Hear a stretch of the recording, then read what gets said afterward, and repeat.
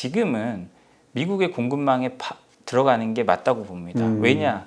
미국의 우리의 가장 큰 경쟁자는 과거는 뭐 일본이고 어디고 뭐라고 했지만 지금 한국의 가장 큰 경쟁자는 어디입니까? 중국입니다. 그러면 중국이 없는 공급망에 들어간다는 건 중국과의 경쟁을 덜 한다는 얘기거든요. 그렇죠. 그리고 한국이 중국을 빼고 유일하게 진짜 면도날부터 탱크까지 그다음에 최신 반도체까지 모든 걸 만들 수 있는 나라는 전 세계에서 중국 말고는 한국밖에 없습니다. 없어요. 맞는 말입니다. 정확하게 맞는 그러면 말씀. 우리가 어느 공급망에 들어가야 된다는 거는 명확합니다. 중국 공급망에 들어가면 우리가 중국한테 가격이나 뭐로나 이기기 어렵죠. 납품업체 되는 거죠, 뭐. 예, 그렇기 때문에 저희는 뭐 경제적으로 선택, 안보적으로 선택은 저는 명확하다고 보고요. 그렇다고 말씀하신 것처럼 우리가 중국을 놓치고 갈 수는 없기 때문에 이 공급망 안에서 우리가 가장 필요한 나라가 돼야 하고 미국과 서방이나 우리의 이 같은 뜻을 같이 하는 나라들 사이에 가장 필요한 나라가 되고 그래야 중국이 우리에게 좀 더 다가설 수 있다고 생각하고 오히려? 예.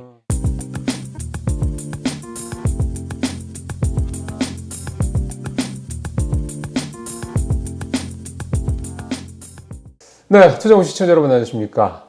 오늘은 저희가 좀 그동안에 모셨던 주로 이제 경제 전문가들 주로 모셨었잖아요. 근데 오늘은 워싱턴 특파원을 오래 하셨던 분이고요. 우리나라 메이저 언론사에서. 그래서 좀 이 글로벌하게 펼쳐지고 있는 뭐 관세 협상부터 시작을 해서 러시아 우크라이나 전쟁 등 이게 좀 글로벌하게 펼쳐지고 있는 여러 가지 어떤 얘기들 이런 이슈들을 이제 과거에 이제 정치부 출신이셨고 그래서 워싱턴 특파원 오래 하시면서 이렇게 좀 와이드한 시각에서 이렇게 보셨던 그런 경험이 좀 있으신 생션 조의준 대표님 모시고 이런 주 이슈들에 대해서 어떻게 봐야 되는 건지 우리 같은 일반인들 입장에서 봤을 때 말씀 좀 들어보는 시간 준비했습니다. 대표님 어서 오십시오. 안녕하세요. 시간 내주셔서 감사합니다. 예, 불러주셔서 감사합니다.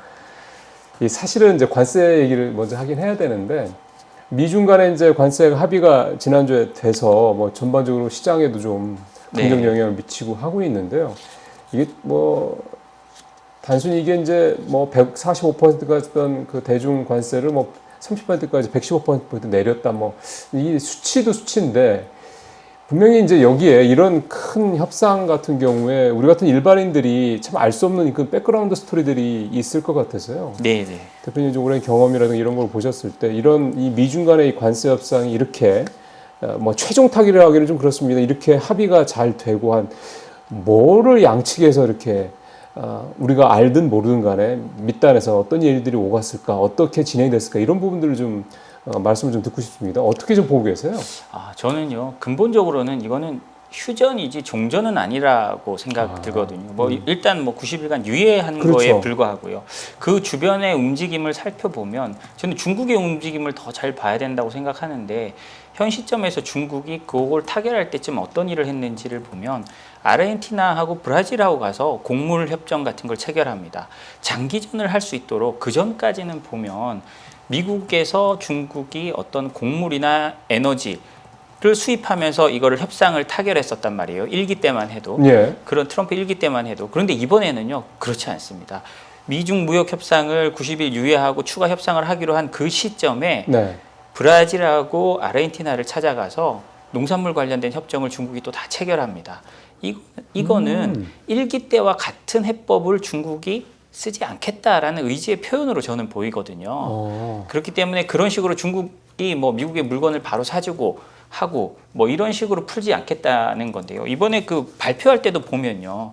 저는 그런 모습을 보면서 조금 이 협상이 생각보다는 좀 쉽지 않을 것 같다는 생각을 느낀 게 미국은요 공정한 무역을 해야 된다고 계속 그걸 한 다음에 발표를 하잖아요. 그거는 뭐 여러 가지가 있을 겁니다. 자기들 농산물도 사가고 중국이 내수를 키워서 미국산 물품 사가고 환율 문제도 대두하고 뭐 이런 여러 가지가 있을 텐데 중국 측 발표를 보면요 미국의 잘못된 관세 부과를 철회해라.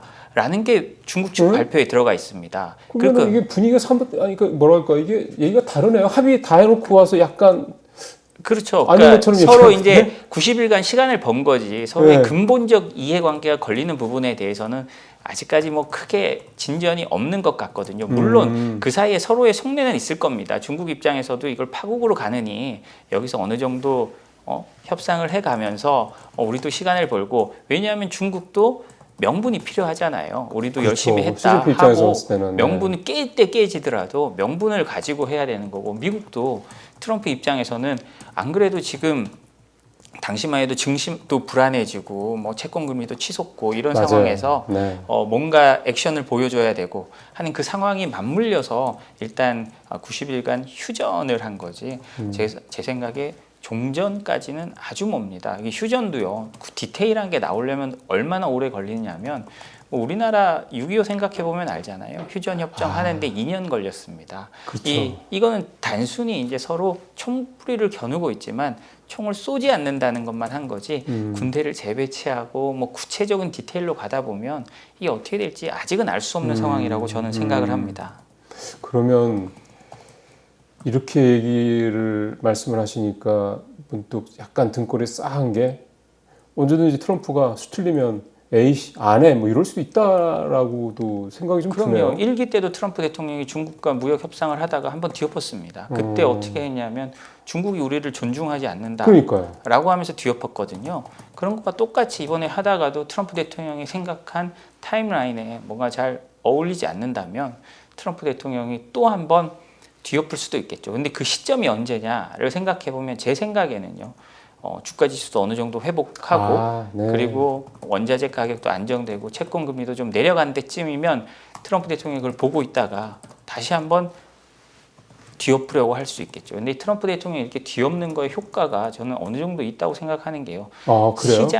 시장이 거기 익숙해져 가는 모습을 지금도 보여주고 있잖아요. 그렇죠. 내성이라는 건 있는 거니까. 우리가 과거에 트럼프 2기 출범 전까지만 해도 최악의 시나리오로 꼽던 게 보편관세 10에서 20% 부과를 최악의 시나리오로 뽑았습니다. 근데 지금은 보편관세 10% 있다 그러면 시장이 호재로 판단하는 이상한 상황이 돼버렸잖아요. 이 10%라는 게 결국 계속 누적이 되면 만만치 않은 건데도 불구하고. 트럼프 대통령의 이 시장을 뒤엎으면서 기대감을 계속 낮춰주는 효과로 인해서 어떤 뭐 기저 효과를 발생한다든지 그런 모습을 또 시장에서 또 내성을 키워가는 모습도 보여주고 있기 때문에 또 시장이 좀 안정되고 트럼프 대통령이 보기에 판을 흔들어야 된다고 생각하면 또 그런 시대가 또 올 수 있다고 저는 생각을 합니다. 저도 좀 그 말씀을 딱 들으니까 이번에 무디스가 신용도 강등했잖아요. 네네.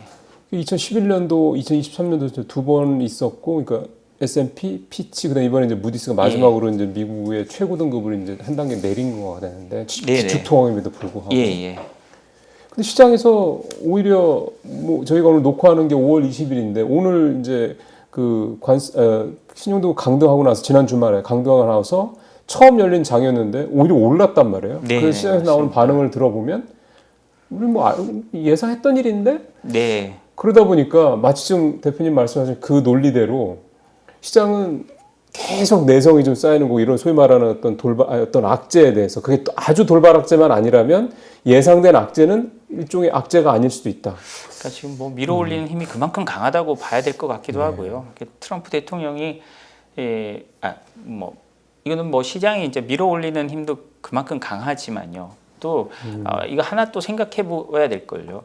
하나 또 생각해 봐야 될 게 있다고 저는 생각을 하는데, 신용 등급이란 게 어떤 신용 회사들이 하지만 미국이 AAA에서 밀려났다 그래서 미국이 불안하다고 실제로 느끼는 사람들이 얼마나 될까라고 생각을 해보면요.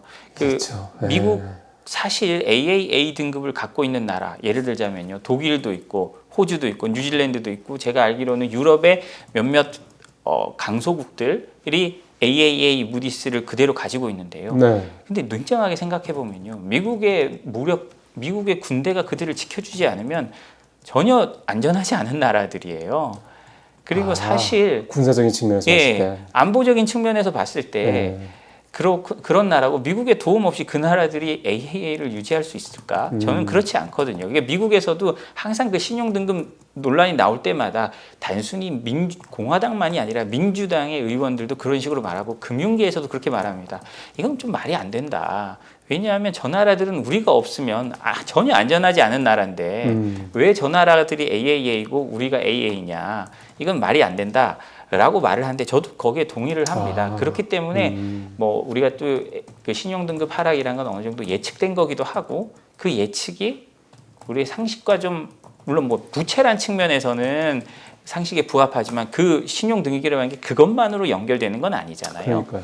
그리고 지금 미국의 부채가 높긴 하지만 역사적으로 패권국을 봤을 때 그 미국 전에 패권국이었던 영국은 훨씬 부채가 많았습니다. 그게 트리핀의 딜레마네요. 결국 예. 그걸 인정해야 된다는 거군요. 예, 저는 뭐 그렇기 때문에 패권국을 유지하는 데 있어서 물론 부채국 재정 건전성이 아주 중요한 거긴 합니다만 그걸 패권의 아주 근본을 아주 뭐 흔들 만한 거냐라고 생각한다면 그렇진 않은 것 같습니다.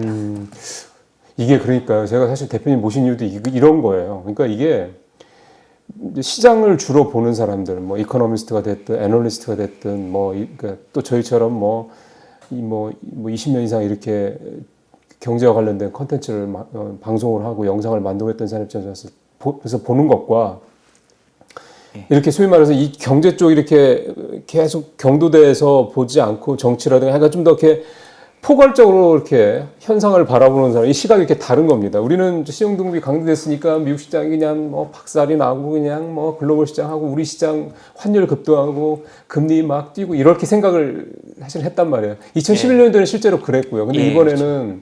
우리 시장도 좀 오늘 오르거든요. 뭐 크지는 않지만 미국도 조금이지만 어쨌든 보합권이 좀 올랐고요.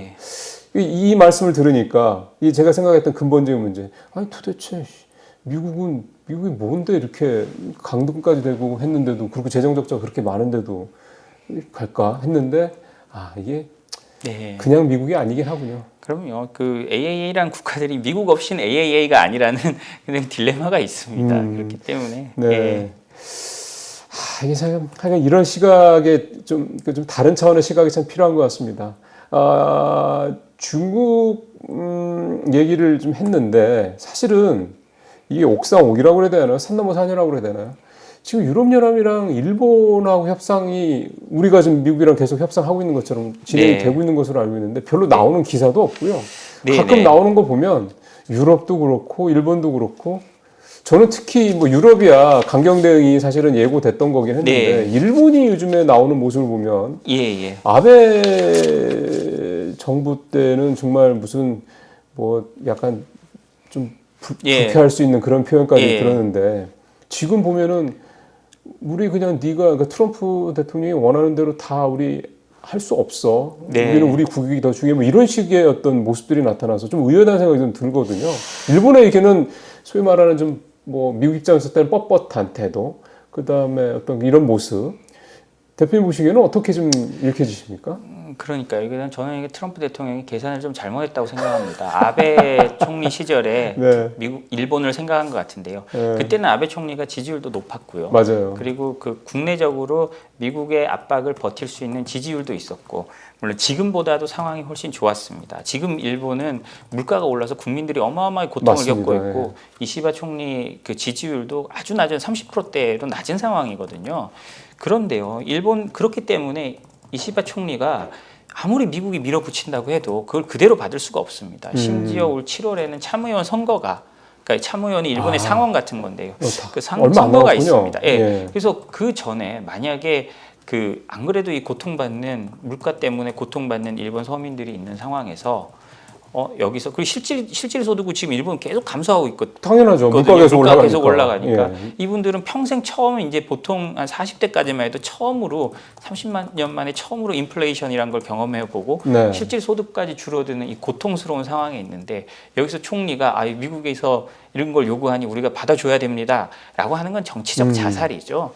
이 내부적 요인이 아주 큽니다. 이거는 뭐 트럼프라도 밀어붙일 수가 없어요. 트럼프가 아메리카 퍼스트 하듯이 이시바는 자민당 퍼스트, 이시바 퍼스트 할 수밖에 없는 상황입니다. 그렇기 때문에 트럼프 대통령이 좀 계산을 잘못한 면이 있고요. 뭐 이유는 아까 말씀하신 것처럼 쉽게 물러서지 않는다라고 했으니까요. 한번 봐야 되는데 저는 그렇지만 트럼프 대통령을 제가 표현할 때 늘 하는 말이 있습니다. 과격한 온건주의자라고요.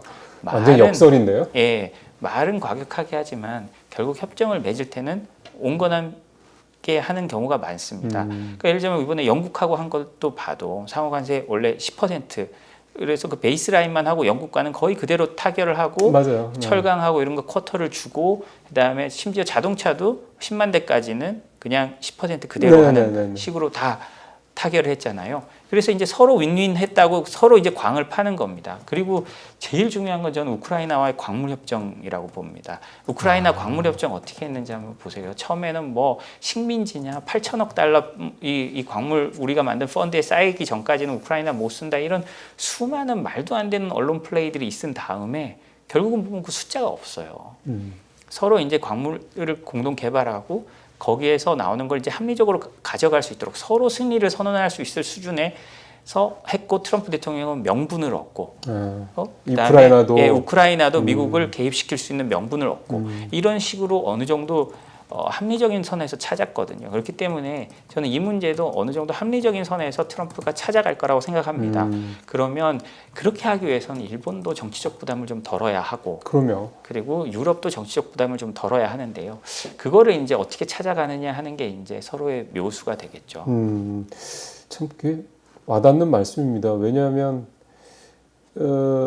일본이라는 나라가 뭐 미국 입장에서 봤을 때 아무리 대통령이 트럼프로 바뀌었다고 그래도 미국이 이 동아시아에서 네. 어떤 그 미국의 역할, 네. 그다음에 중국에 대한 견제, 뭐 이런 부분들을 등한시할 수 없잖아요. 그럼요. 그런 걸 감안한다고 그러면 일본이 가장 어떻게 보면은 한국보다도 훨씬 더 우방인데 그런데 일본의 정부가 망가지는 걸 보면서 일본이 특히 이제 뭐 이시바가 됐든 누가 됐든 간에 자민당 이 중심의 이 구조 정치 질서가 망가지는 걸 굳이 보면서까지 할 이유는 사실은 전혀 없겠죠. 그렇죠. 이게 일본이 그렇게 대응하는 이유도 충분히 이해가 되네요. 네. 자, 그렇다고 그러면 이제 우리 얘기로 들어와서 봤을 때 우리가 지금 다음 주에 범정부 대표단이 이제 워싱턴 방문해서 또 실무협상 들어간다고 얘기가 나오거든요.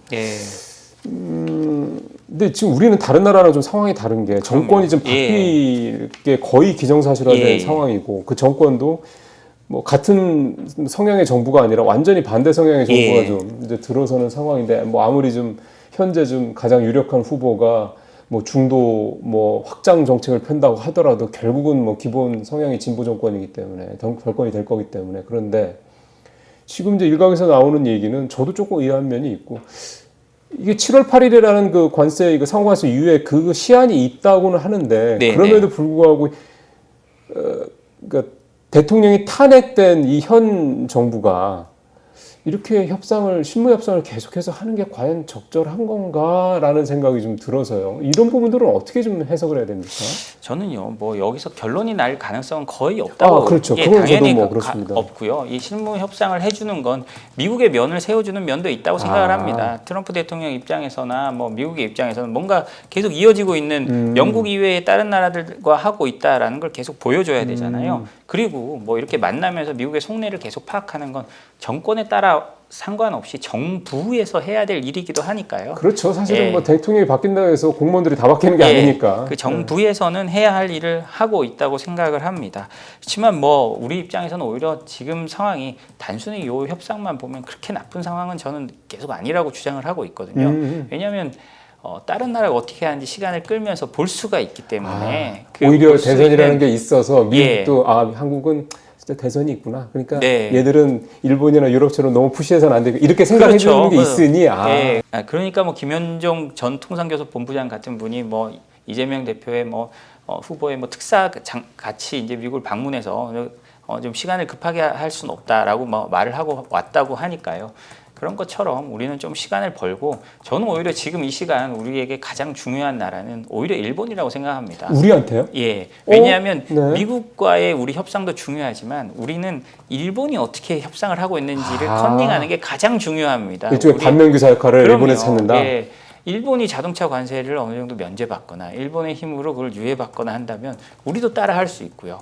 사실 우리가 일본과 산업 구조가 굉장히 많이 겹치기 때문에 일본이 어떻게 하느냐가 우리에게 가장 중요한 어쩌면 양날의 검이죠. 일본이 예를 들자면 민감한 농산물을 많이 양보를 한다든지 저는 그럴 가능성이 없다고 봅니다만 어쨌든 일본이 그러면 우리한테 오히려 협상이 부담이 될 수 있는 거고 일본이 어떻게든 그런 걸 지키고 자동차도 지키고 한다면 우리에게는 이거 일본까지 그렇게 해줬는데 우리는 안 하느냐 이건 말이 되느냐라고 할 수 있죠. 왜냐하면 우리 입장에서 좀 억울한 것들이 있습니다. 미국과 FTA를 체결한 나라 중에 우리 관세율이 가장 높거든요. 그러니까 우리도 사실 그렇게 말하면 뭐 트럼프와 베센트 같은 사람들은 어떻게 생각할지 몰라도 미국 관료들은 우리의 그 논리에 어느 정도 동의를 해줄 가능성이 있으니까. 그게 일기 때도 그렇게 된 거 아니었어요? 그럼요. 그때도 저 FTA 다 전면 뭐 되돌림 뭐 그런 식으로 얘기 나오다가 결국은 오히려 우리한테 좀 더 유리한 그렇죠. 쪽으로 결론이 났던 걸로 기억을 하니까. 결국은 트럼프 대통령은 제가 말했지만 과격한 온건주의자라고 그분의 명분에만 맞고 자신이 광을 팔 수 있는 거라면 그게 중요하지. 그 안에 재협상 내용은 사실 우리에게 좀 더 유리할 수 있거나 혹은 우리의 불이익을 우리의 경쟁국에 비해서 좀 최소화할 수 있는 대로 할 수 있는 여지는 충분하다고 생각을 합니다. 사실 그런 면에서 뭐 특히 이제 김현종 속이 이제 FTA 협상을 진두지휘했던 그런 경험이 갖고 있는 이게 사실 되게 중요한 거잖아요. 외교나 통상 협상에서. 어쨌든 지금까지 뭔가 방향을 확실하게 알고 있는 분이 뭐 나중에 그런 역할을 할 수 있지 않을까 돼서 좀 그런 부분은 좀 그나마 다행이라는 생각이 좀 듭니다. 자, 그러면은 이제 관세 얘기에서 조금 벗어나서 아까 우리 신용등급 강등 얘기를 잠깐 해서 이게 또 워싱턴에 오래 계셨기 때문에 이게 이제 아까 제가 잠깐 말씀드린 것처럼 이제 소위 말해서 뉴욕에 있는 뉴욕 특파원이 보는 시각과 이런 거를 워싱턴 특파원이 보는 시각이 좀 다를 것 같다는 생각이 들어서 이게 사실 제가 개인적으로 흥미가 좀 있어서 여쭤보는 질문인데 이 신용등급 강등 이게 워싱턴에서 봤을 때는 이제 어떻게 이런 거를 읽혀질까요? 이건 뭐 무디스가 굉장히 괘씸하겠죠. 제 생각엔 그렇습니다. 그리고 제가 이거를 왜 기억하냐면 제가 뭐 봤을 강등이 두 번째가 몇 년이었지? 2023년이 두 번째고요. 2011년이 첫 번째였습니다. 2011년, 2023년. 네.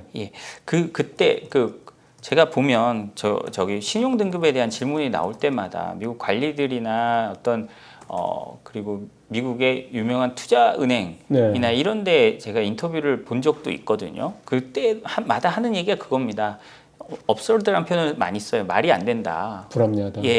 왜냐 아까도 말씀드렸듯이 우리가 지켜주는 나라들이 AAA고 우리가 AA란 건 말이 안 된다. 그리고 우리가 기축통화국이고 우리가 지킬 수 있는 게 많다. 그렇지만 저 사람들은 이렇게 평가하는데 뭐 말이 안 된다라고 뭐 그는 아예 그 레토릭처럼 쭉 말해오는 겁니다. 자신들의 논리를 만드는 걸 수 있지만 그래서 저도 거기에는 상당 부분 동의를 하고요. 어떻게 미국 없이 안보가 안 지켜지는 나라들이 AAA고 가장 안전한 나라로 되고 미국이 그 밑이라는 건 좀 논리적으로 제가 봐도 맞지 않다고 저는 그렇게 생각을 합니다. 이게 그러니까 참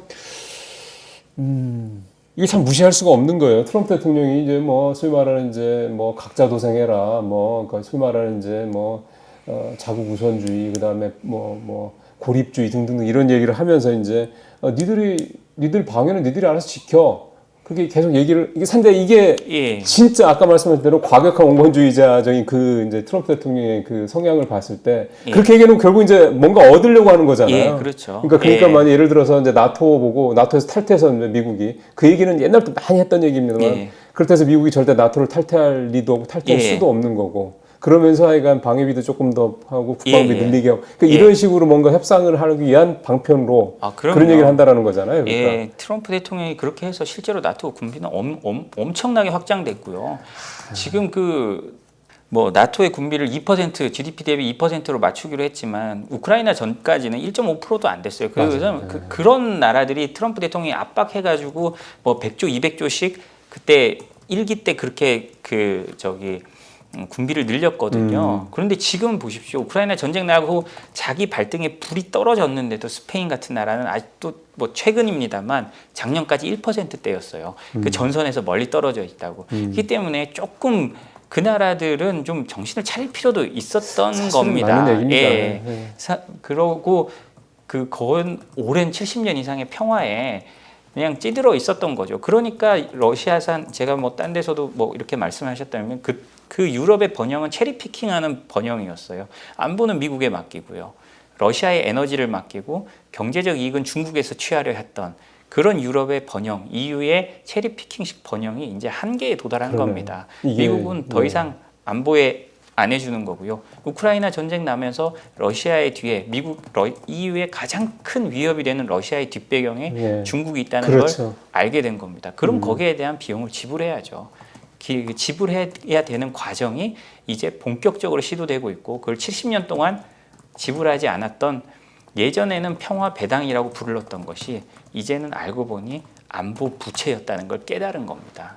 사실은 그렇죠. 2차 대대전 이후에 소위 말하는 이제 마셜 플랜을 통해서 그때부터 이제 미국의 사실은 2차 대전 전쟁 자체도 미국이 안 했으면은 완전히 그렇죠. 다 졌을 예. 거고 전쟁에서도 그렇게 됐고 미국의 도움으로 이제 이겼고 그리고 그 이후에 이제 먹고 사는 문제도 결국은 미국의 자본과 기술과 도움으로 이제 했고 그 이후에 방위 문제도 계속해서 네. 어쨌든 나토가 만드는 이후에 뭐 미국도 물론 자기들의 지정학적인 목적이 있었긴 합니다만 어쨌든 네. 결국 그것도 미국의 도움으로 지금까지 했던 거고 네. 사실 진짜 말씀하신 대로 체리핑 그러니까 참 쉽게 그냥 편하게 그렇죠. 그냥 예. 의존하면서 그렇죠. 이제 그게 한꺼번에 이제 부채로 다가오는 시대가 된 겁니다. 근데 뭐 그건 꼭 유럽뿐만이 아니라 미국의 동맹국들에게도 그렇게 다가오는 거죠.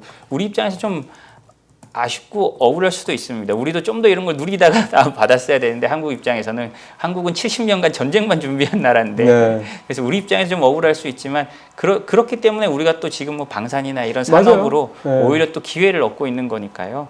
그리고 또 보면 그런 지정학적 위기에 오히려 우리가 오랫동안 전쟁을 준비를 해오고 북한이란 실존적 위협이 있기 때문에 최근의 지정학적 위기에는 한국이 좀 덜 휘말리거나 덜 흔들리는 모습을 보여주는 맞습니다. 것도 있습니다. 맞습니다. 예.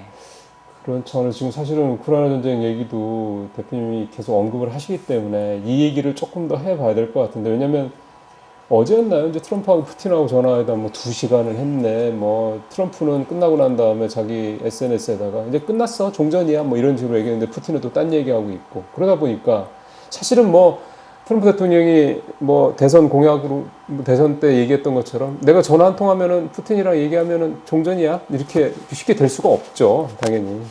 근데 이제 어쨌든 지금 이제 당선이 됐고 지금 벌써 이제 시간이 꽤 지났는데 1월에 취임을 했으니까 당선되고 따지면 벌써 한 3개월 몇 개월입니까? 저는 11월에 좀 2개월 한 6, 7개월 된 거잖아요. 예. 근데 아직도 전쟁하고 있거든요. 전쟁 네. 종전 안 됐거든요. 예. 그러다 보니까 지금 회담도 몇 차례 좀 한 건데 별로 바뀌는 것도 없고 오히려 푸틴은 더 강경하게 얘기를 하는 것 같고 심지어 최근에 종전협상 그 터키에서 했나요? 네. 거기서 이랬던 종전협상에서는 러시아 협상단이 우리가 지금 이미 확보한 도네츠크 등 4개 점령지 그냥 내놔. 그러면 네. 우리가 협상해줄게, 아니 합의해줄게 이런 식으로 막 나오다 보니까 우크라이나 측에서는 되게 이게 뭐야 이게 무슨 종전협상이야 뭐 그러면서 반발했다는 얘기도 들리고. 네. 종전 될까요? 저는 좀 쉽지는 않을 거라고 보는데요. 네. 우선 이 협상을 할 때 가장 중요한 건 협상의 위치입니다. 우리가 뭐 협상을 할 때 누가 트럼프 대통령이 젤렌스키한테 말했잖아요. 너 카드 있니? 너 카드 있니? 그럼 푸틴은 그렇게 말할 겁니다. 나 카드 있는데. 왜냐? 지금 푸틴이 얼마 전에 기자회견에서 한 말이 있어요. 한국에는 보도 안 됐지만 서방의 이 멍청한 것들이라고 말을 했습니다. 그렇게까지. 예. 그러면서 실례했습니다라고 하면서 사람들이 와 웃어요. 할 얘기 다 했네. 예. 그러면서 우리가 제재의 겁을 먹으면 우리는 진다. 그리고 서방에서 제재를 한 다음에 풀어준 적이 없다. 쟤들이 제재 해제 약속한다고 해서 우리가 그거 믿으면 안 된다. 라고 푸틴은 분명히 말했어요. 그거는 제가 봐도 맞아요. 그 말이. 그 서방이 제재를 해제해 준 적, 뭐 이란에 대해서도 그렇고요. 잠시 해제했다고 바로 트럼프가 복원시키잖아요. 마음대로 제재 해제가 안 됩니다. 민주주의 국가에서는요. 의회가 또 있고 하기 때문에 쉽지 않고 유럽도 앞으로 더더욱 쉽지 않을 겁니다. 그렇기 때문에 푸틴 입장에서는 여기서 자기가 물러난다고 해서 크게 얻는 게 없거든요. 자신이 정치적 입지를 계속 가져가겠죠. 그리고 이제 그리고 러시아도 상당히 이 전시 경제에 어느 정도 적응을 해서 뭐 앞으로는 지금 뭐 근본적으로는 러시아 경제를 좀먹어가고 있는 건 맞습니다. 그렇지만 버틸 힘은 지금 있다는 걸 보여주고 있잖아요. 오히려 성장률이 더 올라갔던데요. 물론 그게 이제 뭐 군비 그렇죠. 군비에 넣고 이제 전시 경제로 성장률을 올린 거지만 어찌 됐든 성장률도 어느 정도 버틸 수 있고 자신들이 중국이란 그 뒷배나 이런 데를 이용해서 버틸 수 있다는 걸 자신들이 알아가고 있거든요. 그리고 뭐 역사적으로든 뭐 과거 스탈린그라드 전투 이런 것도 있지만 소련부터 시작해서 이 소모전에는 러시아를 당할 때가 잘 없습니다. 맞아요. 이미 그래서 이 사람들은 뭐 거기에 대해서 이제 그걸 하고 있고 한데 이제 급한 이제 우크라이나야말로 이제 모든 면에서 열세잖아요. 인력도 없고 사람도 없고 지금 그다음 경제도 약하고 한데 어디서 우크라이나가 좀 더 밀려갈 수 있다라는 판단을 하는 거죠. 그렇기 때문에 저는 이거 쉽지 않다고 봅니다. 트럼프 대통령의 말대로 그렇게 될까? 저는 뭐 그렇게 되면 좋고 정말 저는 그 말에 진짜 동의하는 게 트럼프 대통령이 이 우크라이나 전쟁을 규정할 때 대학살이라고 하잖아요. 네. 저는 그 말이 맞다고 생각을 해요. 그 2차 대전이나 우리 6.25 때보다 더 많은 사람이 그 하루 사이에 죽어가고 있다고 하거든요. 왜냐하면 그만큼 무기가 발전하고 하니까. 뭐 요즘은 소강 상태라서 조금 덜해졌다고 하긴 하는데 이런 대학살은 멈춰야죠. 멈춰야 되지만 권력자 그리고 트럼프는 앞으로 2년, 길어봐야 4년, 중간 선거까지는 한 2년 남은 지도자라고 한다면 푸틴은 훨씬 길게 10년 이상 남은 지도자라고 한다면 푸틴이 더 많은 카드를 시간을 더 오래 결국 갖고 있는 카드를 갖고 있다고 보는 게 저는 맞을 것 같습니다. 이번에 미중 관세 협상할 때 딱 그 얘기가 나오더군요. 그 논리를 그대로 바꿔서 시진핑은 적어도 5년은 더 할게 5년이 뭐야 이제 27년에까지가 3기가 끝나고 그 이후에 또 5년 한다고 그러면 아직도 한 8년 남은 건데 트럼프는 끼케야 짧으면 2년, 길어야 4년인가. 그러니 누가 더 유리하겠느냐, 시진핑 아니냐라고 얘기했던 것처럼 이 러시아와 우크라이나 전쟁 문제도 딱 그렇다는 얘기가 되는 건데 그래도 언젠가는 종전이 될 가능성은 어쨌든 과거보다는 높아졌다 이렇게 봐야 되지 않을까요? 아, 그럼요. 계속 그럴 수는 없겠죠. 근데 이제 그러려면 어떤 러시아를 만족시킬 수 있는 그런 협상안도 있어야 되고 이쪽에서도 우리가 승리했다고 혹은 나쁘지 않다고 할 수 있는 협상안이 있어야 되는데요. 예를 들자면 뭐 그런 겁니다. 더 이상 희망이 있다면 더 이상 예전에 젤렌스키는 그 영토를 하나도 내줄 수 없다. 우리 영토를 다시 되찾아야 한다. 크림반도까지 이렇게 말을 해왔었거든요. 그러니까 지금 뭐 아까 말씀드렸던 도네츠크니 뭐니 4개 점령지에 추가로 크림까지. 그래서 그래야 우리가 이걸 할 수 있다라고 말했던 젤렌스키가 그 지난번에 이제 트럼프 대통령한테 그 백악관에서 무안을 당하는 즈음부터는 이런 얘기를 안 하기 시작했습니다. 그러니까 협상의 여지가 과거보다는 더 생긴 건 사실이고요. 이제 거기서 이제 유럽이나 뭐 러시아 내부에서도 어떤 또 새로운 환경이 생길 수 있고 정치는 생물이니까 국제적으로 어떤 일이 생길 수 있습니다. 뭐 우리가 모르는 사이에 이제 글로벌 대불황이 온다든지 지금 침체가 온다든지 이러면 또 그런 게 또 추동할 수 있는 거고요. 그러니까 우리가 살펴봐야 되는데 아직은 푸틴의 입장에서는 여기서 급하게 서두를 이유는 없다라고 보여집니다. 논리적으로 참 와닿는 말씀입니다. 설득력이 있는 말씀이에요. 그러니까 진짜 뭐 생각해 보면은 시진핑이랑 그러니까 지난번 미중 협상 때도 그 얘기가 딱 나와서 아 그러네 급한 건 트럼프지 시진핑이 아니네. 이거 협상 조금 잘못된다고 그래서 시진핑의 권좌에 뭐 대단한 큰 위험 요인이 될 것도 아니라는 건데 이걸 그대로 적용을 해보면 역시 푸틴도 마찬가지고. 참 그러면 요 얘기는 좀 한번 말씀 좀 드려봐야 될 것 같아요. 유럽의 지정학적 상황이 이제 앞으로 어떻게 전개될 것이냐는 건데 지금 뭐 더 잘 하시겠습니다만 간단히 요약을 한다고 그러면 일단 종전이 된다는 전제하에 그러면 결국은 어쨌든 우크라이나 뭐 4군데 5군데를 넘기더라도 결국 우크라이나가 완충지대 역할을 한다라는 거잖아요.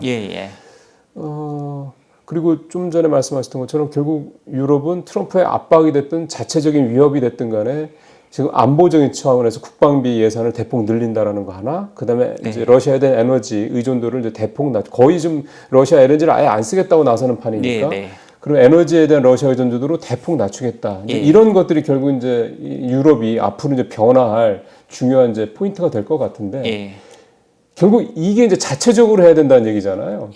미국의 도움이 과거처럼 그렇게 있지는 않을 수도 있는 상황이니까 트럼프 재임 기간 동안에는 이렇게 된다고 그러면 유럽이라는 데가 지금과 앞으로 3, 4년 뒤에 4, 5년 뒤에 유럽과 좀 어떤 면에서 좀 변화가 있을 것으로 우리가 좀 예상을 해볼 수가 있을까요? 뭐 예를 들어서 지금 제가 이 질문을 드리는 이유는 그러니까 이를테면 다자 체제 또는 블록화 시스템 이런 식으로. 그래서 유럽이 이번에 그 루마니아랑 포르투갈이랑 몇 군데에서 총선이 선거가 있었는데 대부분 다 친 유럽, 그다음에 이러고 뭐 트럼프 또 반 러시아 이쪽 사람들이 다 떨어지고 극우주의자들 떨어지고 친 유럽 쪽 그다음에 친 나토 쪽 이런 분들이 대부분 됐다고 그래서 그 블록화가 더 심해지는 게 아닌가 하는 생각이 문득 들더라고요. 저는 뭐 그렇게 생각을 합니다. 이제 세계는 두 개의 공급망으로 갈 거라고 생각합니다. 미국 중심의 공급망, 중국 중심의 공급망 이 두 개로 가는데요. 그 유럽이 그러면 독자적인 공급망을 만들 수 있는 나라인가를 생각해 볼 때 저는 그렇지는 않을 것 같습니다. 어느 정도 독자적으로 활동을 할 수 있겠지만 우리가 보시다시피 뭐 AI나 첨단 기술, 반도체, 뭐 우리가 이제 21세기 현 시점에서 세계를 리드할 수 있는 기술이 유럽에 거의 안 보입니다. 잘 안 보입니다. AI 관련해서는 뭐 조금 있긴 하지만 그래도 그 핵심적인 뭔가 인프라를 까는 데 있어서는 그 유럽이 보이지 않잖아요. 그렇기 때문에 유럽이 뭐 전통적인 강호로서 당연히 역할은 할 겁니다만 그 위상은 뭐 저희가 뭐 2000년대 초반이나 뭐 소련이 무너지고 했을 때 오히려 그 냉전이 무너졌을 때보다도 오히려 지금 못하고 유로화가 도입됐을 때보다도 못하니까 아주 독자적인 블록화로 가기는 어렵다고 생각합니다. 다만 트럼프가 요구하는 거 이제 국방비나 이런 국방이나 이런 부분에서는 홀로서기를 해야죠. 그 동안의 빚을 갚아야 되니까 뭐 그 안보 부채를 갚아야 되니까 그런 데선 하겠습니다만 유럽이 아주 미국과 떨어진 아예 독자적인 뭐를 구축한다. 라는 거는 저는 쉽지 않을 거라고 봅니다. 그러네요. 이게 아까 말씀하셨던 체리 피킹의 후유증이라고 봐야 되겠군요.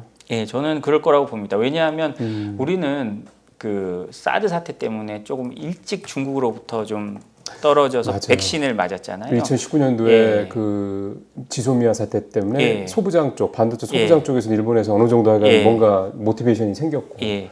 그런 백신들이 저기 좀 영향을 미치는데 뭐 유럽은 중국에 대해서 최근 뭐 그런 백신 없이 이제 다 맞은 거거든요. 그렇기 때문에 이제 거기에 대한 좀 어려움들은 또 상당 기간 가고 뭐 디커플링까지는 아니라도 디리스킹을 그러니까 리스크를 낮추면서 중국과 갈라지려는 모습을 보일 텐데 그 과정에서 유럽은 조금 더 어려운 시간을 겪을 수 있다고 저는 생각합니다. 예. 지금 딱 말씀하신 게 미국 중심의 공급망, 중국 중심의 공급망 2개 체제로 할 거다. 뭐 충분히 납득이 가는 일인데 이미 사실은 중국 중심의 공급망이라고 굳이 한다고 하면 이제 뭐 이 그 브릭스 같은 거 이런 것들이 네네. 대표적인 예가 좀 될 것 같은데요. 일단은 요 질문을 먼저 드리고 그 다음에 그 마지막 질문은 그거를 드리도록 하겠습니다. 이거 바로 연결된 질문이 뭐냐면. 독일이 헌법 개정까지 할 정도로 해서 국방비라든가 예. 예산을 대폭 늘리는, 그러니까 적자 재정을 늘리는 그런 정책을 좀 펼치면서 이제 앞서 말씀하신 이제 군사비부나 이런 부분에서 부채를 갚는 식의 이제 전략을 갈 텐데,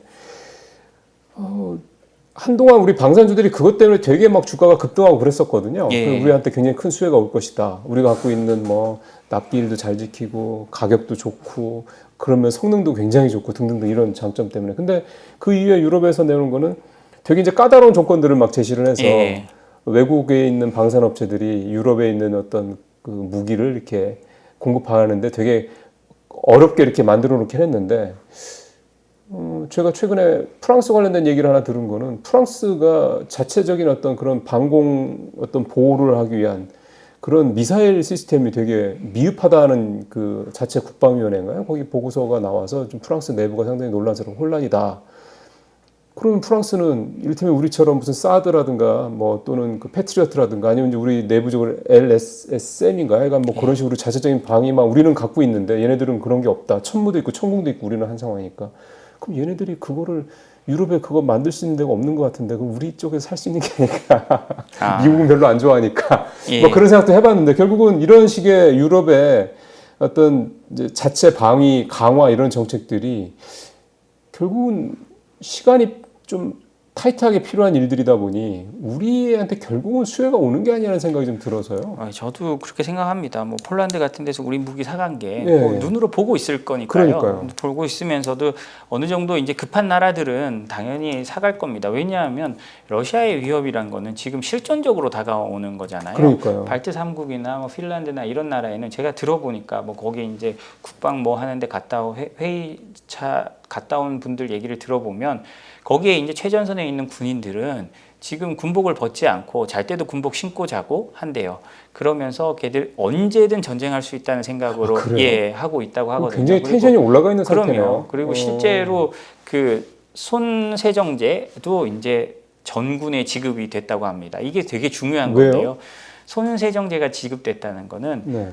이제 어떤 참호나 이런 데 들어가서 싸울 준비를 하라는 거거든요. 그게 우리가 그 생리적 현상 화장실을 가야 되는데 그러면 우리가 싸울 때는요 그게 화장실이 없잖아요. 그리고 두루마리 휴지를 들고 다닐 수도 없습니다. 그렇죠. 그랬을 때 이제 오염이 됐을 때 손세정제를 써서 물도 없고 손세정제를 써서 이제 하라는 의미에서 손세정제가 그 전투 요원들한테 굉장히 중요하다고 합니다. 그게 지급됐다는 거는 언제든 전투에 너 나갈 수 있으니 준비하고 있어라. 우리로 하면 완전 군장을 하고 그냥 내일 전투가 나면 바로 투입. 왜 태세를 하고 있다는 거거든요. 그만큼 지금 유럽에 특히 러시아 접경을 하고 있는 국가들은 위험한 겁니다. 그리고 뭐 바로 며칠 전인데 어젠가 그젠가 러시아에서 에스토니아를 거쳐가는 예. 그리스 유조선을 납포했어요. 예. 그 전에는 어떻게 됐느냐? 에스토니아가 러시아에서 나오는 그 유령 함대라 그러죠. 뭐 위치 추적 장치 끄고 보험도 안 들은 그런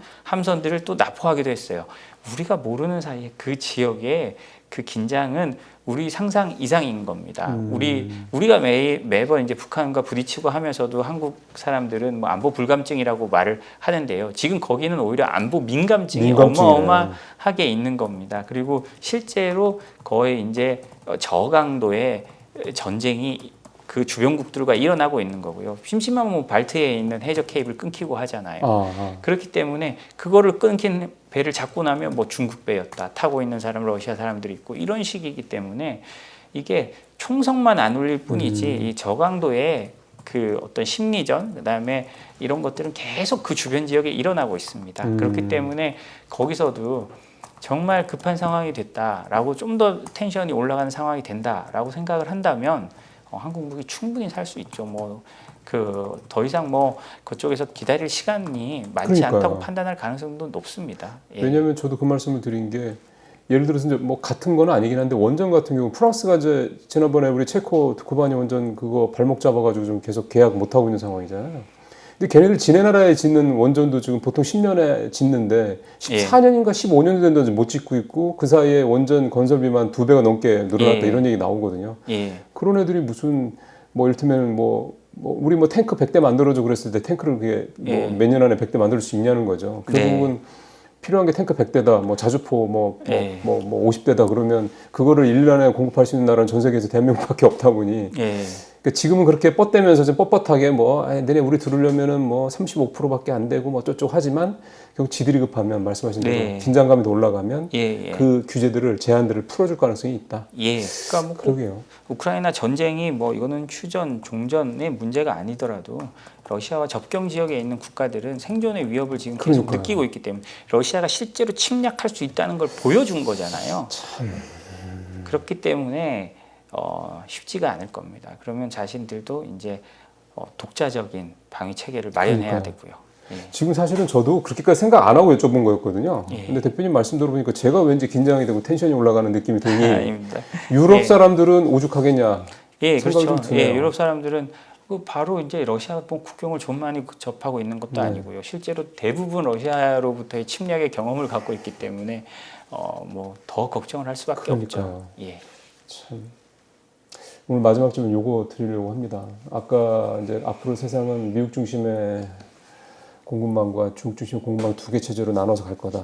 뭐 저도 충분히 동의를 하는 그런 내용인데 이제 그럼 결국은 우리는 어떻게 하냐는 거죠. 왜냐하면 우리는 사실 근소한 차이로 뭐 작년 기준까지만 보더라도 중국 수출하고 미국 수출이 거의 비등비등한 상황이고 그러니까 어느 한 나라가 만약에 수출이 대폭 준다 그러면은 기본적으로 성장률 완전히 구멍이 날 수밖에 없는 그런 경제 구조를 갖고 있는 나라고 딱히 우리가 뭐 중국이랑 편한 사이 나지만 그때서 아주 뭐 적대국도 분명히 아닌 거고 엄청난 시장을 갖고 있는 나라고 미국이 트럼프가 아무리 저렇게 막 과격한 은권주의자라고 말씀했지만 과격하게 해도 결국 우리는 미국하고 안 갈 수가 없는 거고 이런 식으로 이렇게 구조가 가면 도대체 우리는 옛날에 광해군 때처럼 등거리 외교를 해야 될 텐데 그게 만만치는 않을 것 같고 어떻게 해야 될까요?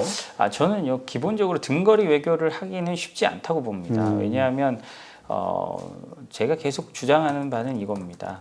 우리가 안보적으로 봤을 때 미국이랑 가까워야 하는 게 너무나 맞고 그러네요. 경제적으로 봤을 때도 지금은 미국의 공급망에 들어가는 게 맞다고 봅니다. 왜냐?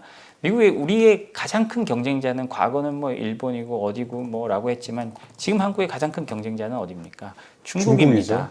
그러면 중국이 없는 공급망에 들어간다는 건 중국과의 경쟁을 덜 한다는 얘기거든요. 그렇죠. 그리고 한국이 중국을 빼고 유일하게 뭐 만들 수 있는 중국을 빼고 유일하게 진짜 면도날부터 탱크까지 그다음에 최신 반도체까지 모든 걸 만들 수 있는 나라는 전 세계에서 중국 말고는 한국밖에 우리밖에 없습니다. 없어요. 맞는 말입니다. 정확하게 맞는 그러면 말씀. 우리가 어느 공급망에 들어가야 된다는 거는 명확합니다. 중국 공급망에 들어가면 우리가 중국한테 가격이나 뭐로나 이기기 어렵죠. 납품업체 예. 되는 거죠, 뭐. 예, 그렇기 때문에 저희는 뭐 경제적으로 선택, 안보적으로 선택은 저는 명확하다고 보고요. 그렇다고 말씀하신 것처럼 우리가 중국을 놓치고 갈 수는 없기 때문에 이 안에서 이 공급망 안에서 우리가 가장 필요한 나라가 돼야 하고 미국과 서방이나 우리의 이 같은 뜻을 같이 하는 나라들 사이에 가장 필요한 나라가 되고 그래야 중국이 우리에게 좀 더 다가설 수 있다고 생각하고 오히려 우리가 그걸 레버리지로 중국과 교역을 한다든지 이쪽에 굉장히 우리는 이쪽 룰을 지키면서 그 중국과 교역할 수 있는 그런 나라가 돼야 된다고 저는 생각을 합니다. 그래야 또 중국이 우리를 대우할 거예요. 예, 맞습니다. 예. 사실은 우리는 사실 중국을 좀 폄훼하는 게 있잖아요. 예. 뭐 굳이 표현 안 들어도 아시겠지만 이제 그런 표현도 우리가 어렸을 때부터 좀 써왔고 사실 그런 생각들이 뭐 대표님이나 저만한 그 연배 되는 사람들은 너무나도 익숙하고 근데 비즈니스라든가 무슨 특히 첨단 기술 관련해서 뭐 특히 요즘에는 2차 전지가 대표적인 예가 되겠습니다. 뭐 중국 갔다 오거나 중국과 그런 걸 비즈니스 하는 사람들 얘기를 들어보면은 항상 혀를 차면서 우리 중국 너무너무 대단해 이러면서 오는 분들이 보면서 이게 분명히 뭔가 예전한 중국이라는 나라가 다른 거고 미국이랑 이렇게 버금가는 정도 단순히 인구수만 뿐만이 아니라 경제 규모도 그렇고 기술력도 이제 특히 첨단 기술 쪽에 그렇고 근데 공교롭게도 말씀하신 대로 우리와 대부분 겹치는 게 많고 특히 제조업 관련된 부분 더군다나 그렇고 그런 상황이다 보니까 이게 참 우리가 중국이라는 관계를 어떻게 설정을 해야 되느냐라는 게 참 걱정인데 특히 2016년이었나요? 사드 사태 이후에는 이 반중 감정이 더 커졌잖아요. 뭐 중국도 그렇다고 합니다만 그러면 이런 상황에서 우리가 이제 미국의 공급망으로는 당연히 들어간다. 그건 뭐 어쩔 수 없는 거지만 당연한 말씀이고 그렇다면은 이게 우리가 남는 데가 일본이거든요. 이게 일본이랑의 관계 설정을 우리가 어떻게 하는 게 좋을까요? 그렇다면. 근데 저는 좀 다행이라고 생각되는 게요. 우리의 경쟁 상대가 됐던 과거에는 이제 모든 물품을 가지고 우리가 일본이랑 경쟁했지만 이제 어느 정도 분업화가 상당히 되어 있는 모습을 보여주고는 있습니다. 반도체만 해도 그렇잖아요. 디램 같은 걸 보면 그렇고 제조업도 우리가 우리에게 부품이나 뭐 이런 거를 오히려 일본은 그 중간재에 더 강한 모습을 보여주고 있고 하기 때문에 상당히 그런 면에서 우리가 좀 과거보다는 좀 덜 경쟁하는 그런 모습을 보여줬다고 생각합니다. 조선만 해도 우리가 일본 대비해서 상당히 강점을 보여주고 있잖아요. 이제는 뭐 조선은 확실히 우리죠. 네. 그렇다면 이제 가장 경쟁하는 거는 뭐 자동차라고 할 수 있는데요. 근데 뭐 어떻게 하겠어요? 그건 저희가 경쟁해서 이기도록 노력을 하는 수밖에 없겠죠. 그래서 저희가 어찌 됐든 뭐 일본도 우리에게 좀 굉장히 큰 경쟁자이긴 합니다만. 우리에게 더 크고 우리의 이익을 가장 침해할 수 있는 나라는 중국인데 그 중국과 일단은 떨어져 있는 것이 우리의 이득에는 맞다. 경제적으로라고 생각을 합니다. 그러게요. 제가 우문을 드렸는데 현답을 해주셨습니다. 진짜. 아닙니다. 이제 말씀하신 대로 결국 중국도 자기네 공급망에 들어오지 않더라도 그럼 사실 중국도 충분히 이해할 거예요. 뭐 더군다나 미국이랑 우리랑 혈맹이라는 표현까지 쓸 수밖에 없으니까. 그러니 대신 이거는 한국이 없으면 안 된다라고 생각하는 뭔가 그런 아이템들, 뭐 그런 부분들이 우리가 기술이나 이런 부분들 확실히 갖고 있다면 예전처럼 사드 때처럼 그렇게 뭐 무시하고 함부로 하지는 못하겠죠. 사실 그런 나라를 우리 스스로 만들어야 된다는 것도 분명히 꼭 필요한 말씀이라고 생각이 듭니다. 네, 오늘 조희준 대표와 저는 개인적으로 굉장히 재밌는 말씀, 굉장히 흥미로운 그런 시간이었습니다. 이게 맨날 뭐 무슨 수치가 어떻고 이런 얘기하다가 이런 글로벌한 얘기를 하니까 되게 재밌네요. 오늘 조 대표님과 앞으로도 종종 이렇게 이런 지정학적 또 글로벌한 이런 이슈들이 있을 때 뵙고 또 이렇게 인사이트를 듣는 시간 가져보도록 하겠습니다. 대표님 오늘 말씀 잘 들었습니다. 고맙습니다. 감사합니다.